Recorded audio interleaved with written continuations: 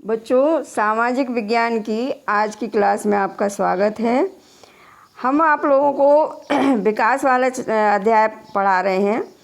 अब इसी अध्याय में आय और अन्य मापदंड ये आज आपको समझाएंगे।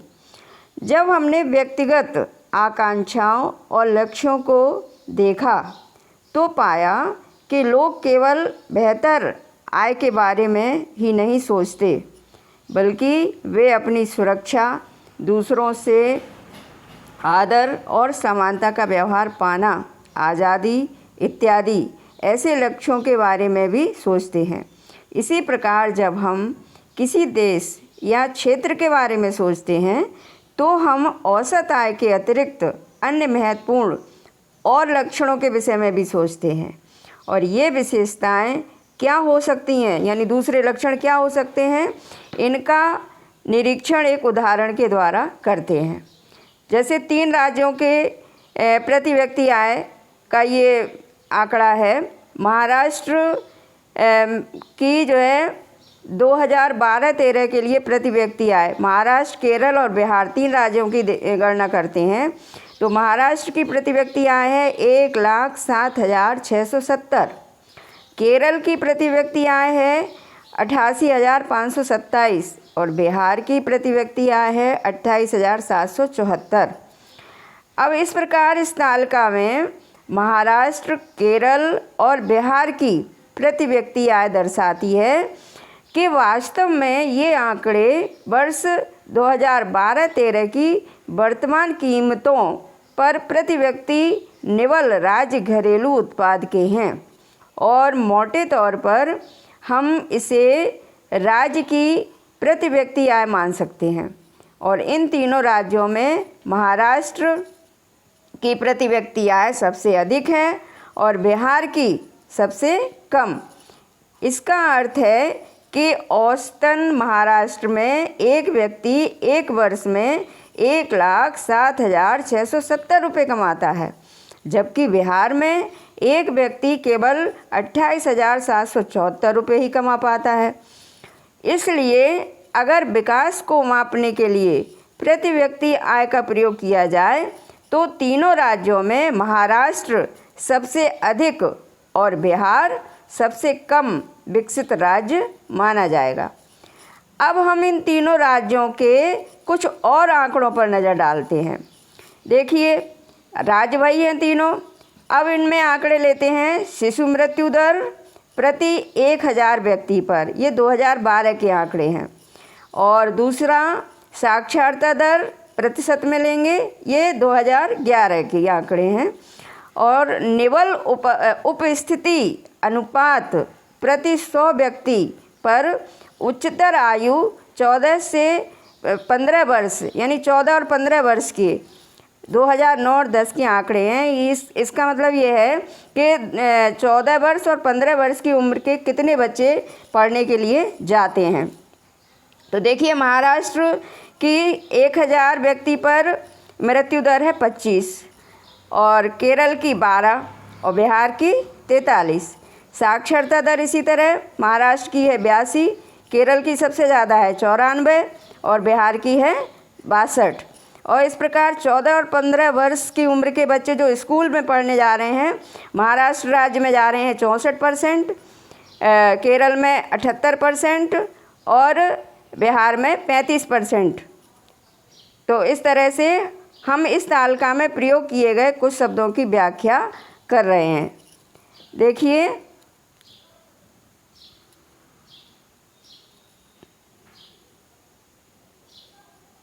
शिशु मृत्यु दर। सबसे पहले शिशु मृत्यु दर के बारे में समझें। किसी वर्ष में पैदा हुए 1,000 जीवित बच्चों में से 1 वर्ष की आयु से पहले मर जाने वाले बच्चों का अनुपात दिखाती है ये आंकड़े। दूसरा साक्षरता दर, यानी 7 वर्ष और उससे अधिक आयु के लोगों में साक्षर जनसंख्या का अनुपात। और तीसरा निवल उपस्थिति अनुपात, इसका मतलब 14 तथा 15 वर्ष की आयु के स्कूल जाने वाले कुल बच्चों का उस आयु वर्ग के कुल बच्चों के साथ प्रतिशत। अब ये दोनों तालिकाएं मतलब समझ में आई। अब तालिका जो दूसरी है, इसमें जो पहला स्तंभ दिखाता है कि केरल में 1000 जीवित पैदा हुए बच्चों में से 12 बच्चे 1 वर्ष की आयु तक पहुंचने से पहले ही मर जाते हैं, लेकिन महाराष्ट्र में यह अनुपात 25 है, जो केरल की तुलना में 2 गुने से भी ज़्यादा है। ज़रा सोचिए कि अपने माता पिता के लिए आप कितने प्यारे हैं। सब लोग कितना प्रसन्न होते हैं जब कोई बच्चा जन्म लेता है। अब ऐसे माता पिता के बारे में भी सोचिए जिनके बच्चे अपने पहले जन्मदिन से पहले ही मर जाएं। ऐसे माता पिता को कितना दुख महसूस होता होगा। और दूसरा आंकड़ा वर्ष 2012 के हैं, यानी बहुत पुराने समय की बात नहीं है ये, और यह हमारी स्वतंत्रता के 65 वर्ष बाद की बात है, जब हमारे देश के बड़े शहर ऊंची ऊंची इमारतों और ख़रीदारी के लिए शॉपिंग मॉल से भरे हुए हैं।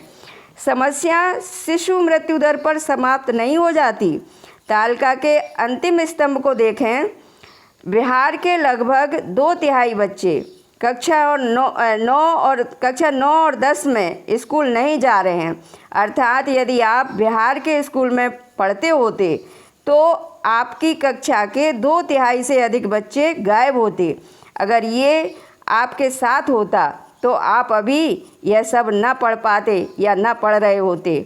तो इस तरह से ये आंकड़े आपको मैंने जो समझाए ये शायद समझ में आए होंगे। अब समझें सार्वजनिक सुविधाएं। महाराष्ट्र में औसत व्यक्ति की आय केरल के औसत व्यक्ति की आय से अधिक है, लेकिन महत्वपूर्ण क्षेत्रों में वह केरल से पीछे है। इसका कारण यह है कि यह आवश्यक नहीं है कि जेब में रखा रुपया वे सब वस्तुएं और सेवाएं खरीद सके जिनकी आपको बेहतर जीवन के लिए आवश्यकता हो सकती है। इस चीज़ों को कुछ आगे उदाहरण के द्वारा भी मैं समझाऊंगी। नागरिक कितनी भौतिक वस्तुएं और सेवाएं प्रयोग कर सकते हैं, इसके लिए आय अपने आप में संपूर्ण रूप से पर्याप्त सूचक नहीं है। उदाहरण के लिए सामान्यतया आपका द्रव्य आपके लिए प्रदूषण मुक्त वातावरण नहीं खरीद सकता जब तक आपको प्रदूषण मुक्त समुदाय न उपलब्ध हो। यानी आपके आसपास रहने वाला जो वातावरण है वो प्रदूषण मुक्त होना चाहिए, और इसके लिए आपके जो आसपास रहने वाले समाज के जितने लोग हैं जब वो भी प्रयास करेंगे प्रदूषण मुक्त रहने का तभी संभव है। इसी तरह से एक और बात, जैसे द्रव्य आपको संक्रामक बीमारियों से भी नहीं बचा सकता जब तक आपका पूरा समुदाय इनसे बचाव के लिए कदम ना उठाए। जो आज जो वर्तमान समस्या चल रही है वो बिल्कुल इसी तरह की है। इसीलिए सबको घर के अंदर सुरक्षित रहने के लिए कहा जा रहा है। वास्तव में जीवन में बहुत सी महत्वपूर्ण चीज़ों के लिए सबसे अच्छा और सस्ता तरीका इन वस्तुओं और सेवाओं को सामूहिक रूप से उपलब्ध कराना है। ज़रा यह सोचा जाए कि किसी स्थानीय इलाके के लिए सामूहिक सुरक्षा प्रदान करना अधिक सस्ता है अथवा हर घर के लिए अलग अलग सुरक्षा गार्ड रखना। केरल में शिशु मृत्यु दर कम है क्योंकि यह स्वास्थ्य और शिक्षा की मौलिक सुविधाएं पर्याप्त मात्रा में उपलब्ध हैं यहाँ पे।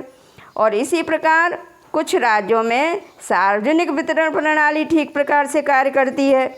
ऐसे राज्यों में लोगों के स्वास्थ्य और पोषण स्तर निश्चित रूप से बेहतर होने की संभावना है। अब ये सार्वजनिक जो वितरण किन किन चीज़ों का होता है, जैसे स्वास्थ्य सेवाएं, शिक्षा सेवाएं, तो इन सब सेवाओं से जो सबको मिलती हैं इनसे सबका भविष्य जो है बेहतर बन सकता है। धन्यवाद। आज की क्लास यहीं समाप्त होती है। आज आपने ज़्यादा अच्छे से बनाई, आज हम पकड़े।